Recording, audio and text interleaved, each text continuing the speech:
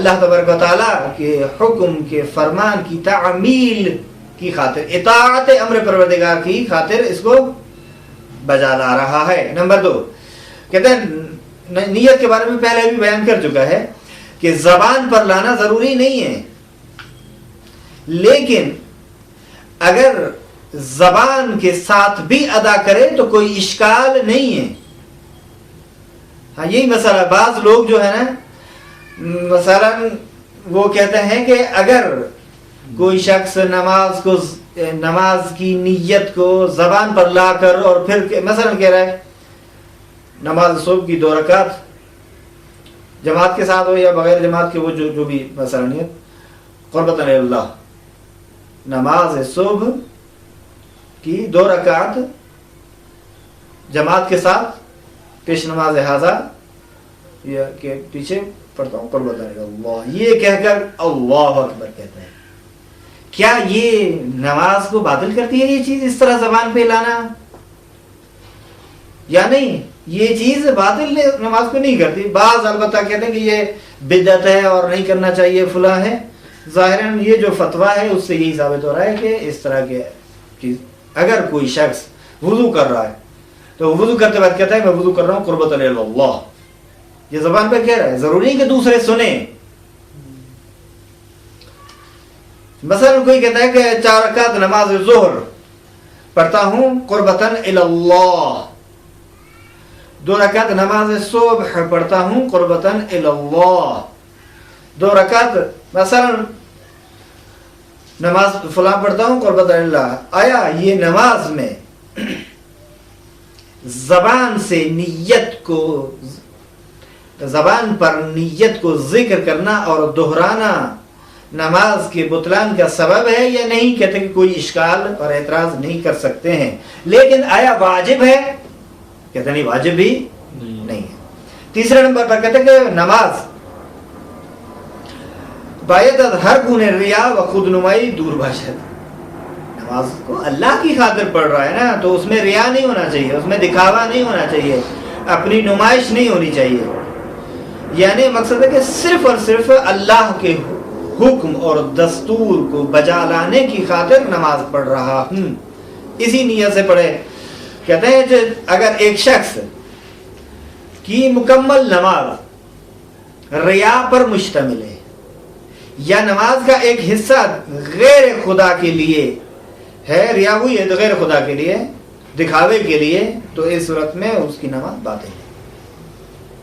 تکبیرۃ الاحرام جو کہ ارکان میں تیسرا رکن ہے اس ترتیب کے مطابق جو کتاب میں مذکور ہے، وَإِلَّا یہ تکبیرۃ الاحرام سب سے پہلے تکبیرۃ الاحرام میں کہتے ہیں کہ جس طرح پہلے کہا گیا کہ نماز شروع ہوتی ہے اللہ اکبر سے، اور تکبیرۃ الاحرام اسی کا نام ہے، کب تک اللہ اکبر کہہ دینا یعنی تکبیرۃ الاحرام آپ نے، یہ نماز شروع ہے۔ کہتے ہیں کہ چون باہمین تکبیر از که بسیاری از کارهایی که قبل از نماز جایز بوده و بعد از نماز حرام می باشد مانند خوردن، آشامیدن، خندیدن و گریستن۔ دیکھیں جب تک آپ نماز کے لیے تکبیرۃ الاحرام نہیں کہہ رہے، آپ کے لیے بہت ساری چیزیں جائز ہیں، آپ کے لیے کھانا پینا اٹھنا بیٹھنا یہ سب چیزیں، خود جب آپ مصلی پر کھڑے ہو کر نماز کی نیت کرتے ہوئے اللہ اکبر کہا تو اب آپ پر بہت ساری چیزیں، ہر وہ چیز جو نماز کو باطل کر دیتی ہے حرام ہے آپ پر اس کا انجام دینا، اور اگر انجام دیں گے تو نماز آپ کی باطل ہوگی۔ مثال کھانا پینا، ہنسنا، رونا وغیرہ، البتہ ان کی تفصیل ہے جو بعد میں مناسب وقت پہ بیان کی جائے گی اگر اس کتاب میں بس اس سے ذکر کی گئی تو، اگر نہیں تو انشاءاللہ آپ خود رجوع کیجئے۔ صفحہ نمبر 148 پر تکبیر واجبات تکبیرۃ الاحرام، تکبیرۃ الاحرام کے واجبات میں سے سب سے پہلے بے عربی صحیح گفت شود،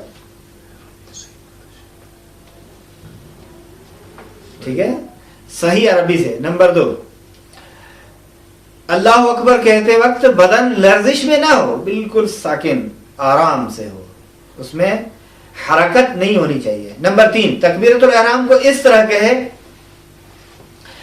کہ اگر کوئی مانع نہ ہو تو خود بھی سنے. یعنی مقصد یہ ہے کہ بہت آہستہ نہ کہے کہ خود بھی نہ سن سکے. بس ایک مرتبہ تکبیرۃ الاحرام چونکہ شلوغ ہے، یہ وہ کہہ رہا ہے کہ سنائی نہیں دیتا، وہ دوسری چیز ہے. اور کوئی بھی رکاوٹ نہیں ہے، کوئی معنی نہیں ہے، وہ خود اب یہ سن تو رہا ہے نا خود بھی.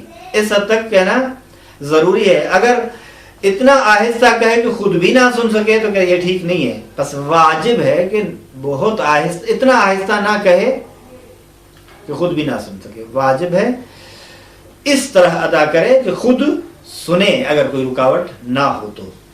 چوتھے نمبر پر کہتے ہیں بنابر احتیاط واجب وہ ہے کہ بنابر احتیاط واجب آن را به چیزی که پیش از آن میخواند وصل نکند. ٹھیک ہے، یہ 4 چیزیں ہو گئی. ایک اس میں سرخی میں انہوں نے بیان کیا کہ مستحب موقع گفتن تکبیرۃ الاحرام و تکبیرہا یہ بین نماز دستہارا تا مقابل گوشہا بالا. دیکھیے اب معمولاً یہ کہنا اللہ اکبر، یہ ٹھیک ہے، لیکن مستحب یہ ہے. بس بات کہتے ہیں اللہ اکبر، یہ بھی کوئی ہے نا باطل نہیں ہے نماز. لیکن اگر یہ کان کی جو چوٹ ہے اس تک اوپر لا کر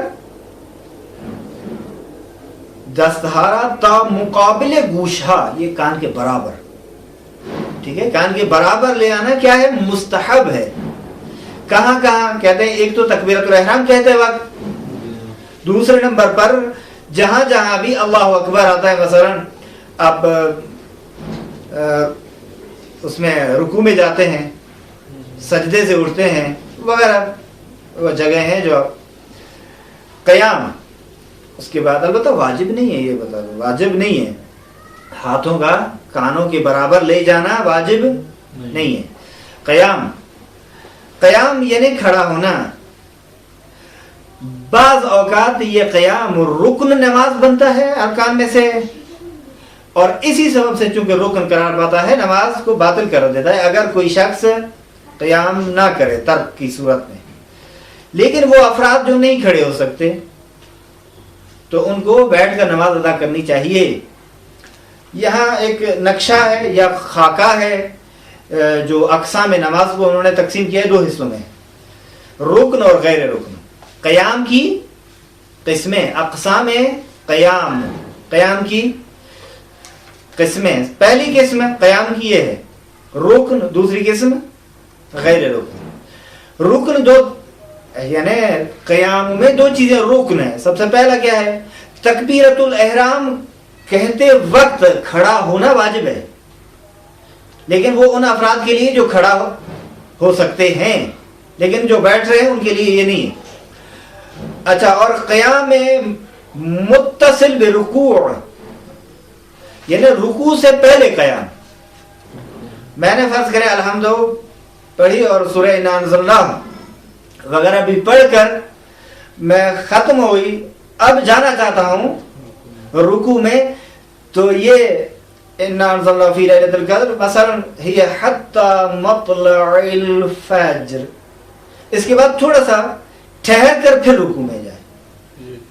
اس کو کہتے ہیں قیام متصل بے رکوع جو رکن ہے. اگر جان بوجھ کر یا بھولے سے یہ ادا نہ ہوا اس صورت میں تو نماز باطل ہے. اچھا، غیر رکن کون سا ہے؟ قیام کہتے ہیں غیر رکن یہ ہے کہ جب آپ پڑھ رہے ہوتے ہیں بسم اللہ الرحمن الرحیم الحمدللہ رب العالمین، یہ کیا ہے؟ کہتے ہیں کہ یہ واجب ہے لیکن رکن نہیں ہے. اچھا، قیام بعد از رکوع، رکوع سے جب آپ اٹھتے ہیں، ٹھیک ہے، سمع اللہ لمن حمدہ کہہ کر تو کھڑے ہو کر پھر سجدے میں جانا واجب ہے. لیکن آیا یہ میں اگر جان بوجھ کر کروں تو وہ پھر باطل ہے، لیکن اگر میں بھول گیا اور چلا گیا تو نماز باطل ہو جائے گی. چونکہ غیر رکن کو جان بوجھ کر چھوڑ دینا یا بڑھا دینا نماز کو باطل کرتا ہے، اور غیر رکن اگر بھولے سے کم ہو جائے یا زیادہ ہو جائے تو اس صورت میں کوئی مشکل نہیں آتی۔ احکام قیام، احکام قیام جو کہ صفحہ نمبر 149 پر ہے۔ سب سے پہلے احکام قیام، ٹھیک ہے، سب سے پہلے جو واجب ہے، کہتے ہیں کہ واجب است پیش از گفتن تکبیرت الاحرام و بعد از آن مقداری بی ایستاد تا یقین کنند تکبیر در حال قیام گفتن۔ تکبیرت الاحرام کہنے سے پہلے اور تکبیرت الاحرام کہنے کے بعد اتنی مقدار میں کھڑا ہو، قیام کرے کہ یقین حاصل ہو جائے اسے کہ تکبیرت الاحرام کو میں نے قیام کی صورت میں ادا کیا ہے۔ نمبر 2 کہتے ہیں کہ قیام پیش از رکوع، رکوع سے پہلے ٹھہرنا اس معنی میں ہے کہ کھڑا ہو کر پھر رکوع میں گیا ہے، ٹھیک ہے، یعنی قیام کی حالت میں رکوع میں گیا ہے، اور یہی کہنا یہی واجب ہے اور رکن بھی ہے، یعنی قیام کی حالت سے آپ رکوع میں جا رہے ہیں۔ کہتے ہیں بنا پر ان اگر رکوع را فراموش کنے، اگر رکوع کو بھول جائے، بعد از قرات بسجدے برود، اور قرات کے بعد فوراً سجدے میں چلا جائے، وقبل از وارد شدن بسجدے، اور سجدے میں جانے سے پہلے سے یاد آ گیا، باید کاملاً بایستد، اس کو چاہیے کہ مکمل طور پر کھڑا ہو جائے اور کھڑے ہو کر قیام کی حالت سے رکوع میں جائے اور اس کے بعد سجدہ پہ جائے۔ یہ ذہن میں رکھیے، پھر میں دوبارہ دہرا رہا ہوں تاکہ مشکل نہ ہو۔ دیکھیے، ایک شخص رکوع کو بھول گیا اور قراءت کے بعد، یعنی قراءت سے مراد یہی سورہ انا اعطینا پڑھ رہا ہے، سورہ کوثر پڑھ، سورہ مثلا قل اللہ احد پڑھ رہا ہے، سورہ توحید، یہ جو بھی سورہ پڑھی، وہ قراءت کے بعد ہی حتی مطلع الفجر قل هو اللہ احد اللہ الصمد ولم یکن له کفوا احد، یہ کہہ کر فوراً چلا گیا سجدے میں، اندر ابھی گیا نہیں، ٹھیک ہے، سجدے میں، لیکن وہ نیچے چلا گیا ہے، زمین پر ہے، لیکن ابھی سر سجدے میں نہیں رکھا، وقبل از وارد شدن بسجدے، اور چونکہ اب وہ جانا چاہتا تھا، یہاں اس کو ذہن میں آ گیا کہ میں نے رکوع نہیں کیا، اس کو کیا کرنا چاہیے؟ کہتے ہیں سب سے پہلے اس کے لیے واجب ہے کہ کھڑا ہو جائے، کاملاً مکمل طور پر کھڑا ہو جائے جس حالت میں وہاں سے، اور قیام کی حالت میں ٹھہر کر پھر رکوع کرے، رکوع کے بعد پھر سجدے میں چلا جائے اور سجدہ انجام دے۔ تیسرے نمبر پر وہ امور جو قیام کی حالت میں جن سے پرہیز کرنا ضروری ہے۔ سب سے پہلے یہ ہے کہ بدن کو حرکت نہ دینی چاہیے، حرکت دینے سے پرہیز کرے، بدن را حرکت دادن، اس امر سے پرہیز کرنی چاہیے۔ کہتے ہیں کہ کسی طرف تھوڑا سا جھکنا، اور اس طرح نہ جھکے کہ وہ قبلے سے منحرف ہو جائے، ٹھیک ہے، معمولی سے جھکنا، کہتے ہیں یہ بھی پرہیز کرنی چاہیے اسے۔ یا کسی شے کے ساتھ ٹیک لگانا، یا کسی چیز پر ٹیک لگانا، یا مثلا پاؤں کو بہت بڑا کھلا رکھتا ہے، بہت زیادہ کھلا رکھے، کہتے ہیں بہت زیادہ کھلا رکھنا بھی یہ اس سے پرہیز کرنا چاہیے۔ یا پاؤں کو زمین سے اٹھاتا ہے، یہ پاؤں رکھا ہوا ہے، اٹھاتا ہے اس کو، پھر رکھتا ہے، پھر اٹھاتا ہے، کہتا ہے یہ وہ کام ہے جو قیام کی حالت میں جن سے پرہیز کرنا ضروری ہے۔ نمبر 4 احکام میں سے پہلا حکم یہی تھا تکبیرت الاحرام کے بارے میں، دوسرا حکم قیام ہے متصل برکوع، اور اگر انسان رکوع بھول جائے تو کیا کرنا چاہیے، تیسرا کن امور سے قیام کی حالت میں پرہیز کرنی چاہیے، چوتھے نمبر پر یہ ہے، کہتے ہیں کہ نماز گزار قیام کی حالت میں دونوں پاؤں کو زمین پر رکھے،